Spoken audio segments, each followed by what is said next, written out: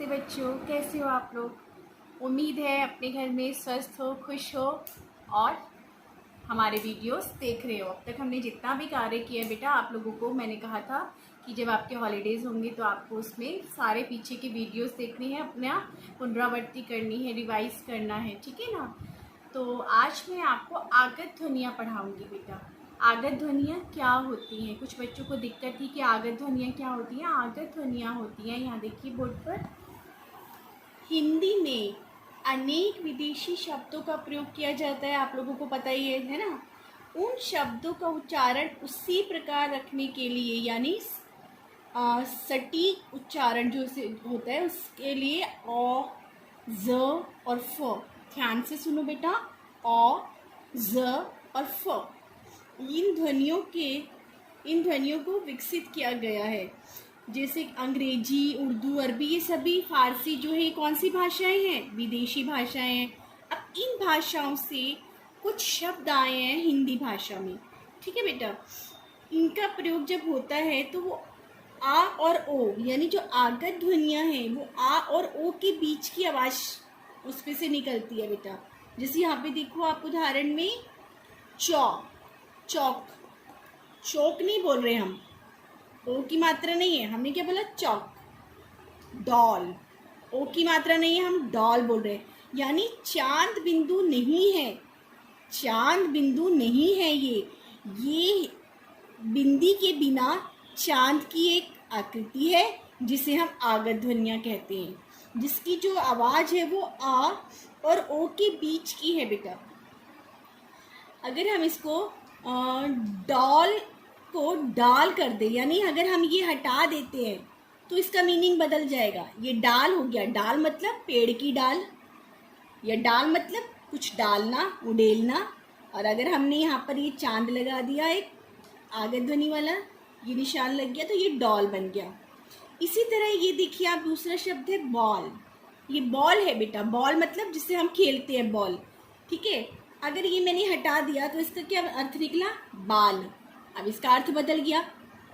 एक चांद बिन लगाने से इसका अर्थ परिवर्तन हो गया, यानी ये इंग्लिश भाषा का, अंग्रेजी भाषा का शब्द है, लेकिन हिंदी भाषा में उसका उच्चारण जो है वो बदल गया, और बदल गया उच्चारण तो उसका अर्थ भी बदल गया। ये है डॉक्टर। आमतौर पे हम डॉक्टर क्या बोलते हैं? हिंदी में बोल देते हैं डॉक्टर के पास जाना है, लेकिन वो डॉक्टर कौन होता है? वो चिकित्सक होता है हमारी भाषा में, लेकिन हम डॉक्टर बोलते हैं, है ना। ये हिंदी भाषा में प्रयोग किया जाता है, पर ये विदेशी शब्द है बेटा, डॉक्टर, ठीक है। इसके बाद दूसरी चीज है नुक्ता। कुछ बच्चों को नुक्ता नहीं समझ आया था। नुक्ता होती है एक बिंदी, ठीक है, जो हिंदी भाषा में विदेशी शब्दों के शुद्ध उच्चारण के लिए नुक्ता का प्रयोग किया जाता है।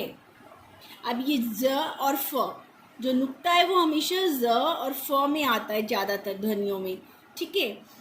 इसमें ज और फ, अब यहाँ पे ज और फ का अर्थ, इसका उच्चारण चेंज हो जाएगा, भिन्न हो जाएगा इसका उच्चारण, इसका अर्थ भी बदल जाएगा फिर, ठीक है। अगर बिना बिंदी के, बिना नुक्ता के हम ज और फ लिखेंगे, या बिंदी के साथ, ये नीचे नुक्ता लगाने के साथ अगर हम ज और फ लिखेंगे बेटा, तो उसके उच्चारण में परिवर्तन आ जाएगा। यहाँ पर आप देखेंगे उदाहरण, खुदा। ये खुदा है, इसके नीचे मैंने यहाँ पर कोई बिंदी नहीं लगाई है। ये खुदा मतलब होता है खुदा हुआ, जैसे गड्ढा खुदा हुआ होता है ना, ये वो खुदा हुआ है। अब ये खुदा है, अब इस खुदा का मतलब होता है ईश्वर। राज, राज का क्या मतलब होता है?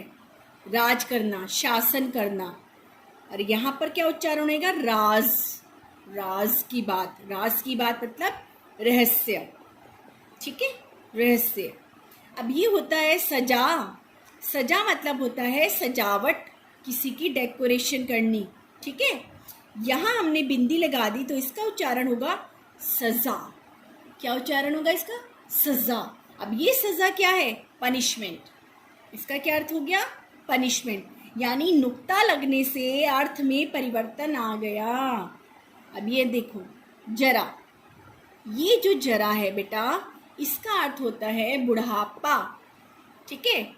अब ज के हमने नीचे ज बिंदी नुक्ता लगा दिया तो ये क्या बन गया, जरा। अब इस जरा का अर्थ होता है क्या, थोड़ा। फिर से देख लो, खुदा मतलब खुदा हुआ, खुदा मतलब ईश्वर, राज मतलब शासन, रास मतलब रहस्य, सजा माने सजावट और सजा माने पनिशमेंट, दंड, जरा माने बुढ़ापा और यहाँ जरा मतलब थोड़ा। ज़्यादातर हम यहाँ पे बहुत गलतियाँ कर देते हैं। आम भाषा में हम लिखते समय नुक्ता का ध्यान नहीं लगाते, लेकिन उसका अर्थ परिवर्तन हो जाता है और फिर हम लोग के क्या होते हैं, एग्जाम में नंबर कट जाते हैं और फिर हमें लगता है हमने तो सही आंसर लिखा था लेकिन मैडम ने हमारे नंबर काट लिए। तो बेटा इन बातों का ध्यान रखना बहुत ज़रूरी होता है। ये छोटी छोटी बातें हैं जो आज हमने पढ़ी। हमने क्या पढ़ा आज, हमने आज आगत ध्वनियाँ पढ़ी हैं, ठीक है, और की आवाज़ पढ़ी है, मैंने आपको बताया, और हमने नुक्ता पढ़ा है।